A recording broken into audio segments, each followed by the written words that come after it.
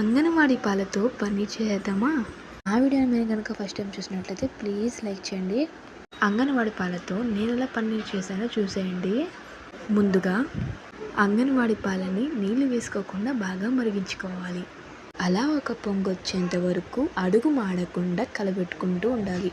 ఇంకొక పక్క నిమ్మకాయ రసంలో నుంచి గింజలు తీసేసి కొంచెం వాటర్ కలుపుకొని కొంచెంగా పాలలోకి వేసుకుంటూ 2 మినిట్స్ అలా మిక్స్ చేస్తుంటే పాలు అనేది విరిగిపోతాయి. ఇక్కడ చూపిస్తున్న విధంగా పాలని క్లాత్లోకి అయితే పోసేసుకోవాలి. అలా పోసిన తర్వాత వాటర్ మొత్తాన్ని బాగా పిండేసుకోవాలి. అలా పిండేసుకున్న తర్వాత ఇక్కడ చూపిస్తున్న విధంగా పన్నీర్ పైన కొంచెం బరువు ఉండేటట్టుగా ఏదైనా పెట్టుకోవాలి. ఒక 2 అవర్స్ తర్వాత మనకి పన్నీర్ అనేది రెడీ అయిపోతుంది.